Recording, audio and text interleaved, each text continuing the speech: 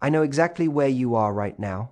You're sitting there, scrolling, or maybe you're staring at a list of goals you wrote down for 2026, and you feel that heavy, familiar weight in your chest.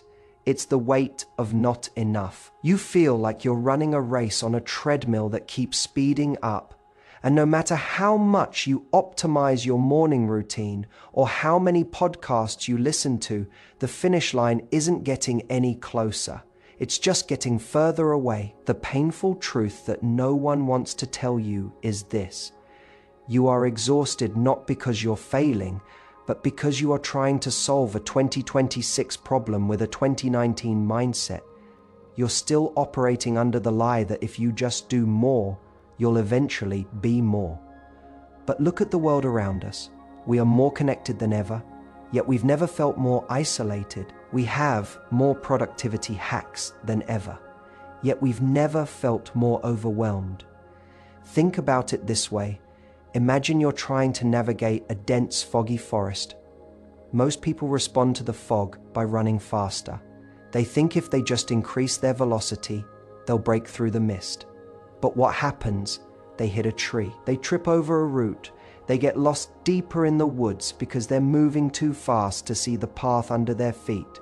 I remember reading a study recently about what researchers call cognitive overload syndrome. It's the psychological state where the sheer volume of choices and information we consume actually shuts down the prefrontal cortex, the part of your brain responsible for making the very breakthroughs you're looking for. By trying to keep up with everything, you've effectively paralyzed your ability to change anything. We've been conditioned to believe that transformation is an additive process, that you need to add a new habit, a new side hustle, or a new relationship to be happy. But in 2026, the most radical, life-altering thing you can do is subtract. It's the law of reversed effort. It's the realization that the harder you try to fix your life by grasping at external things, the more those things slip through your fingers. If you want a life that looks different by December, we have to stop the frantic running. We have to address the great stay, that quiet, suffocating decision to remain in situations that no longer fit you simply because you're too tired to imagine an alternative. I'm not here to give you a pep talk. I'm here to give you a new blueprint, because the version of you that gets to the next level isn't the one who works harder. It's the one who learns how to let go of the things that are draining their battery before the day even begins. I want you to sit with a concept for a moment that might feel entirely backwards to everything you've been taught about success. In our culture, we are obsessed with the grind. We're told that if the door won't open, we need to kick it down. But there is an ancient Zen principle called Wu Wei, which literally translates to non-doing or effortless action. Now, before you think this is about being lazy or passive, let me clarify. Wu Wei isn't about doing nothing. It's about no longer vibrating with the frantic energy of forced outcomes. Think about it this way. Have you ever spent an entire night trying to remember the name of an actor or a specific word? You strain your brain, you get frustrated, you pace around, and the harder you try to remember, the more the information retreats into the shadows of your mind.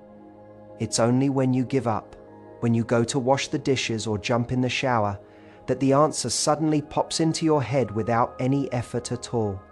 That is a micro moment of Wu Wei. You stopped the interference and the result found its way to you. There's a beautiful parable often told in Eastern philosophy about a traveler standing by a pool of muddy water. He's desperate to see the bottom, so he reaches in and starts trying to scoop the mud out with his hands. But what happens? Every movement he makes just stirs up more silt. The water gets darker, thicker, and more chaotic. An old monk passes by, watches him struggle, and says, "If you want to see through the water, why are you fighting it? Just sit by the bank and wait." The traveler sits, he stops the doing. And slowly, because the agitation has ceased, the mud settles to the bottom by its own weight. The water becomes crystal clear. I see so many of you doing exactly what that traveler was doing. You are trying to fix your career, your loneliness, or your health by frantically stirring the mud of your life. You think that if you just send more emails, go on more forced dates, or obsess over more data, the clarity will come. But in 2026, the noise is already at a deafening roar. Your doing is actually the very thing keeping the water muddy. When you operate from a place of frantic doing, you are sending a signal to your own nervous system and to everyone around you that you are in a state of lack. You are vibrating with the energy of, I don't have this, and I'm terrified. I never will. And that desperation, it's a repellent. It makes you make bad decisions in business. And it makes you settle for breadcrumbs in your relationships because you're too afraid to let the mud settle and see what's actually there. I remember reading a study on high-performance athletes where they measured the flow state. They found that the moment an athlete begins to consciously try to win, the moment they start thinking about the mechanics of their swing or the speed of their feet, their performance drops, their muscles tighten, their peripheral vision narrows.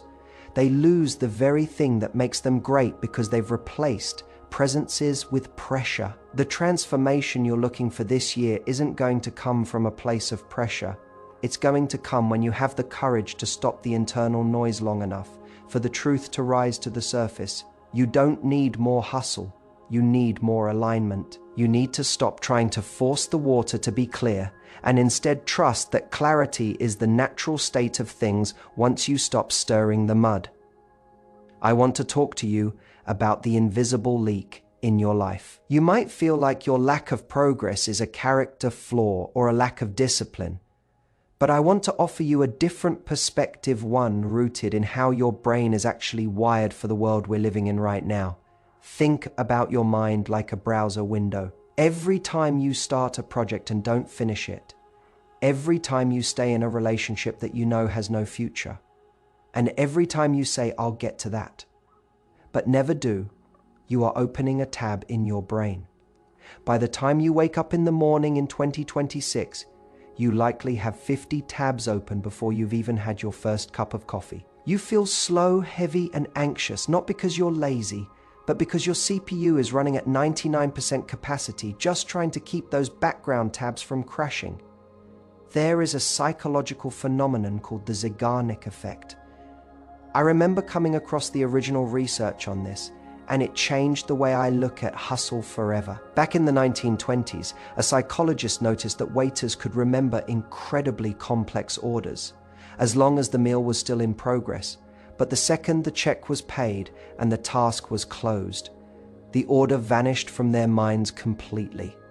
What this tells us is that your brain is programmed to stay in a state of high tension for every unfinished loop in your life. If you have an unresolved conflict with your partner or a project at work you've been procrastinating on, your brain is literally burning fuel 24/7 to keep that information active. In 2026, with our constant digital notifications and the always-on culture, we are living in a state of permanent Zeigarnik tension. We are carrying the weight of 1,000 unfinished checks. And then we wonder why we don't have the creative energy to transform our lives. Think about it this way. Transformation requires an immense amount of surges power if you want to launch a new career or change your physical health.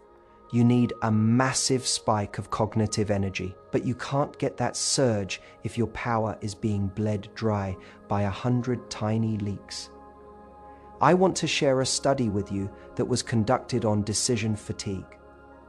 Researchers found that the quality of decisions made by judges, doctors, and CEOs deteriorates significantly as the day goes on. It's not that they become less intelligent. It's that the willpower part of the brain is a finite battery. Every choice you make, from what to wear to how to phrase an email, drains that battery in the world we live in now. You are being forced to make more decisions in a single Tuesday than your grandparents had to make in an entire month. You are suffering from digital overwhelm. Your brain is processing roughly 5 times more information than it did just a decade ago. This leads to what psychologists call functional paralysis. You have so much data, so many options, and so many open loops that your brain decides the safest thing to do is nothing. You stay in the job you hate. You stay in the situationship that's going nowhere. You stay in the same habits, not because you're happy, but because you literally don't have the processing power left to calculate an exit strategy. If you want to change your life this year, you have to stop trying to be stronger and start being cleaner. You have to close the tabs. Transformation in 2026 isn't about finding more energy. It is about stopping the leaks. It's about realizing that every maybe in your life is a tax on your yes. We need to lower your cognitive load so that when the right opportunity appears, you actually have the mental resources to grab it. The weight you're carrying isn't your destiny. It is just your inventory. And it's time we started clearing the shelves. Know that we understand why you feel so heavy. I want to give you the actual mechanics of the subtraction we've been talking about. Most people will tell you to add more to your plate, more goals, more habits, more hustle. I'm telling you to do the opposite. If you want to transform in 2026, you have to become a minimalist of the soul. These are 5 counterintuitive steps that will feel wrong while you're doing them, but I promise they are the only way to reclaim your power first. I want you to kill your backup plan. This sounds terrifying, I know. We are taught to be sensible, to have a safety net. But I remember reading a study on the endowment effect, the psychological bias that makes us overvalue what we already possess. Simply because it's ours, when you keep a plan B in your back pocket, your brain never fully commits to plan A. It keeps one foot out the door. Think about it this way. You can't climb a new mountain while you're still holding onto the rope of the old one. Having a backup plan is just a polite way of telling yourself you expect to fail in 2026. The people who win are the ones who burn the ships. They make the decision that there is no going back, which forces the brain to unlock a level of creativity and survival instinct that sensible people never access. If you're half in on a career or a relationship, you're already all out. Stop hedging your bets and start betting on yourself. Second, you must practice selective ignorance. We live in an era where being informed is seen as a civic virtue, but in reality, it's often just high-level procrastination. You are consuming information that you have no power to change, and it's draining the energy you need to change the things you actually can. I want you to become ruthlessly uninterested in anything that doesn't fuel your specific mission. If it's noise, mute it. If it's a trend that doesn't serve your long-term vision, ignore it. Your attention is the most valuable currency you have in 2026. Stop spending it on things that offer zero return on investment. Third, and this one is classic for a reason, you need to become inconvenient in your relationships. I know you've been the easy one. You've been the person who is always available, who never causes a fuss, who says whatever you want because you're afraid that being difficult will make people leave. But think about it this way. People don't value what is free and abundant. They value what is rare and requires an investment. When you become easy, you become invisible. By setting boundaries that feel inconvenient to others, you are actually performing a filter. You're filtering out the people who only love you for your compliance and making room for the people who respect your character. Stop being a people pleaser and start being a purpose seeker. It will feel lonely at first, but that loneliness is just the sound of the wrong people leaving forth. I want you to embrace the 80% rule of perfection. Most of you are paralyzed by the perfect moment myth. You're waiting for 100% clarity, 100% funding, or 100% confidence before you move. But by the time you reach 100%, the opportunity has usually passed in 2026. Speed of implementation is the only real competitive advantage. I remember reading about loss aversion, how the fear of losing or making a mistake is twice as powerful as the joy of gaining. This fear keeps you in a state of perpetual planning. I'm telling you to launch, date, or move when you're at 80%. That final 20% of clarity only comes through the act of doing, not the act of thinking. Experience is the only teacher that doesn't charge a tuition of wasted time. Finally, you must start chasing internal ROI instead of external status. We've been conditioned to ask, how will this look to others? But that is a bankrupt way to live. I want you to start asking, does this decrease my daily anxiety? If a promotion gives you a bigger title but doubles your cortisol levels, the ROI is negative. If a relationship looks perfect on social media but makes you feel small in private, the ROI is negative. Transformation isn't about looking successful to people you don't even like. It's about feeling successful in the quiet moments when you're alone with your own thoughts. Which of these 5 felt the most uncomfortable for you to hear?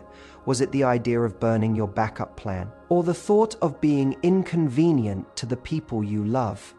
I want you to pay attention to that discomfort, because that feeling isn't a warning to stop.